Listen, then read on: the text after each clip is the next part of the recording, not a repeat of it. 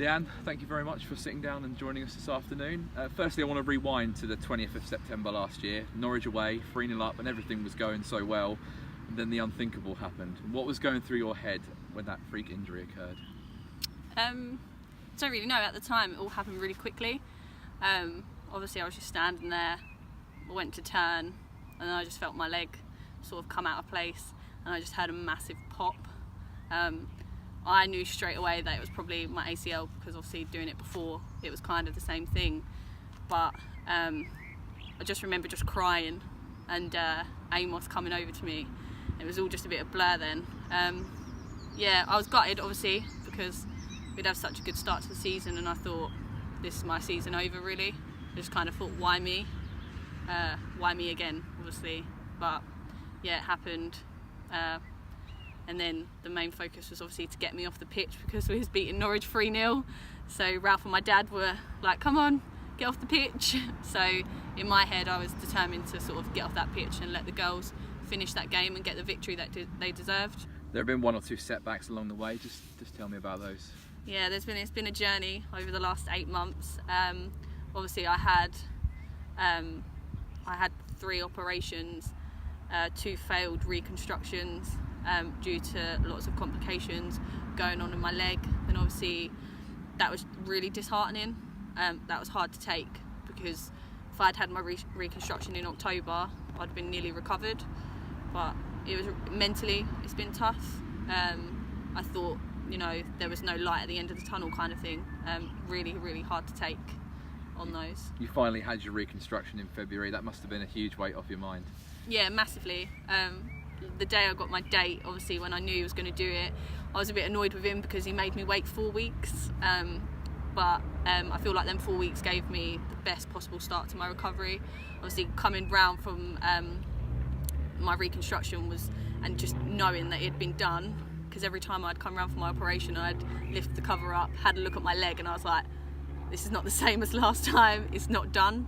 But obviously in February I woke up and I was like, that pain, it's been done. You've talked openly about your battles with mental health during your previous injury. Has that made you stronger this time around? Yeah, I think so. I think obviously when I went through my last one, I was in a really bad place.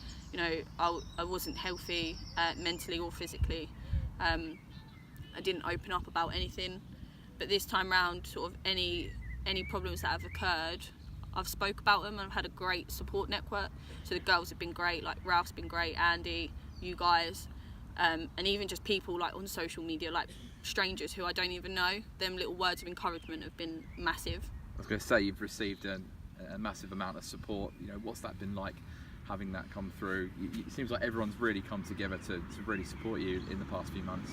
Yeah, it has. Sort of the first night I'd done it, everyone was texting me, messaging me, how are you getting on, what's the news, and it's been the same throughout. People have made the effort to come and visit me, send messages, and just sort of be that friendly hello. That makes a massive difference. It makes it a lot easier. The girls have been great. Like, I couldn't have asked for better teammates, really, to be honest. They've supported me from sort of day one with it all, which it must be hard for them guys to obviously support me because they're having such a great season, but it's just nice to still be a part of it.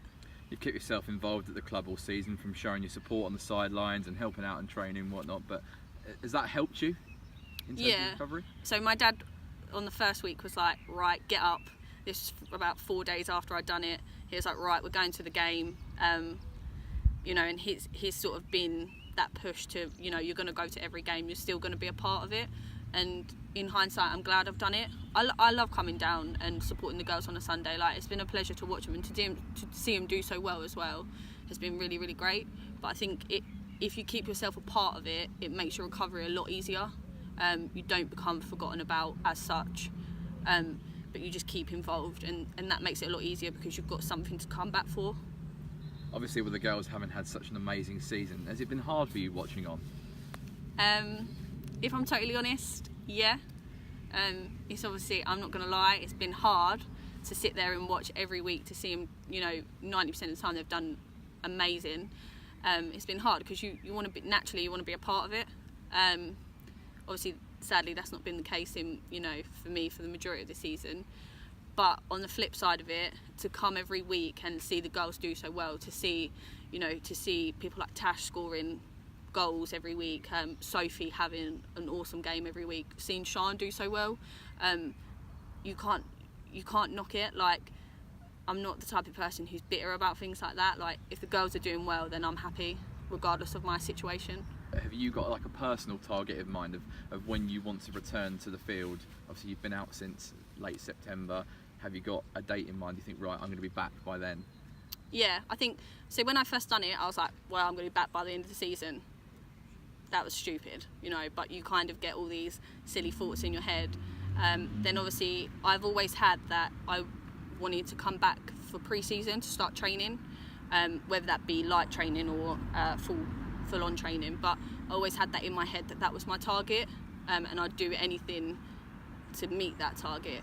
Obviously it wasn't realistic at the time, because obviously when I go back, I think I'm only about 5 months post-op, which is still quite early. But the progress I've made, my surgeon's happy enough to say, actually, you can do this. So I think you've just got to set yourself goals. So I set them like each week. So I say, right, this week I'm gonna go to the gym and I'm gonna do this, and then next week we're gonna try this, and I think that really helps. Finally, what would you say to anyone that's watching this that's suffered a similar serious injury and might be a bit down about it?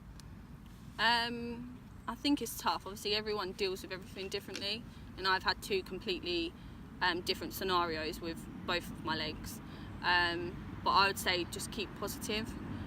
There is light at the end of the tunnel, no matter how many setbacks you get. Stay involved with your club if you are involved.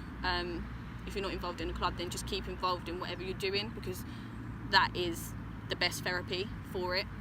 I think set yourself goals and targets, and just do what they say. So follow protocol. I know everyone says that's boring, but if you follow it, you're going to come back a lot quicker and a lot safer. If you come back too quick, then you're just going to do it again. So follow that protocol, listen to people, talk to people. Like, I'm always happy if anyone's been through it. I've had people message me who I don't know, and they've done their ACLs and they've said, oh, how have you got on? And I think it's just keeping that network of people around you is a really positive for you.